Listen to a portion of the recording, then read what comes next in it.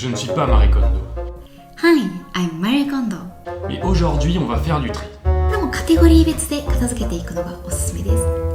なので、ペンの場合は今持っているご自分のペンを全部一箇所に集めて。 Bonjour, aujourd'hui on va voir comment trier des tableaux en JavaScript. Des tableaux simples contenant des nombres et des strings à des tableaux d'objets contenant des propriétés. Commençons par un tableau simple. On a des nombres qui sont désordonnés. Si on les affiche, avec cette fonction que j'ai préparée, ils sont comme ça affichés dans le mauvais ordre. Si on utilise la fonction sort de JavaScript, et bien juste après, si on raffiche les nombres, ils vont être triés dans l'ordre. Ça marche pour des tableaux qui contiennent des valeurs, donc soit directement des nombres ou également des strings. Donc on va faire le même test avec un tableau de strings. Là, c'est désordonné, O, P, F, P, B, C.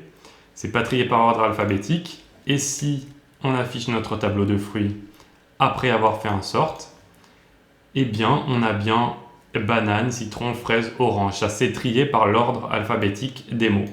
Ça, c'est le tri simple. La fonction, elle a besoin de rien sur un tableau de valeurs, mais sur un tableau d'objets, il va falloir passer les informations à la fonction sort pour qu'elle sache comment trier ces objets, sur quoi elle se base. Du coup, j'ai recréé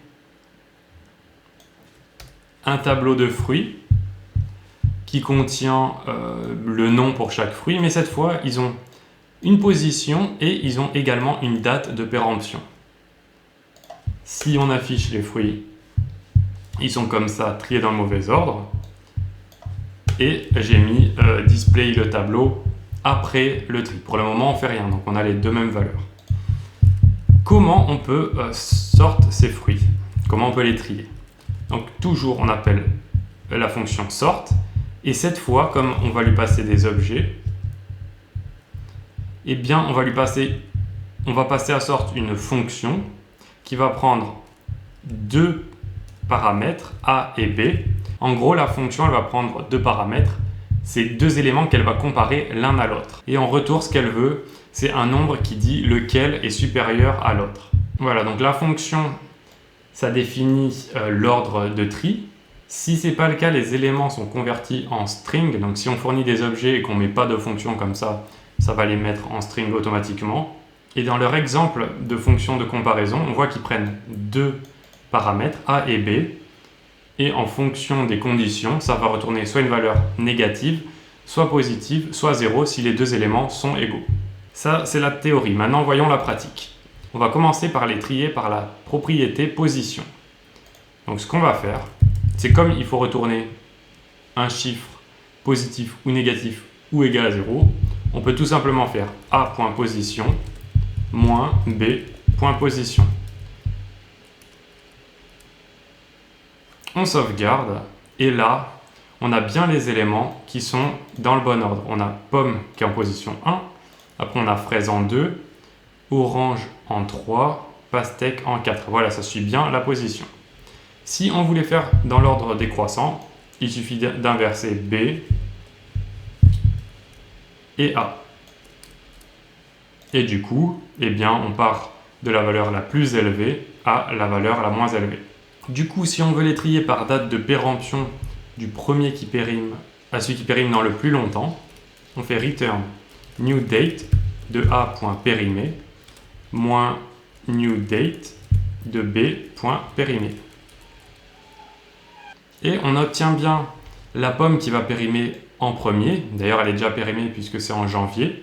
Après, on a la fraise, la pastèque, la banane, le citron et en dernier l'orange qui périme en 2022. Pareil, si on veut changer l'ordre, soit on change ici B et A, soit on peut les changer en haut pour inverser, mais ça perd un peu du sens. Du coup, si on veut trier par nom, on pourrait tenter de faire return A.name moins B.name. Mais ça ne marche pas. Pourquoi? Parce que c'est pas comme ça qu'on peut comparer des strings. Ce qu'on peut faire, c'est A.name.localCompare de B.name. Et du coup, on voit bien que c'est trié par ordre alphabétique sur le nom. Banane, citron, fraise. Et toujours, si on va inverser le sens, on peut faire comme ça, inverser B et A, ou le faire directement dans le code. Merci d'avoir regardé cette vidéo courte mais intense. J'espère qu'elle vous aura appris à bien comprendre le fonctionnement de sort en JavaScript. Comme d'habitude, je vous mets le code source sur GitHub.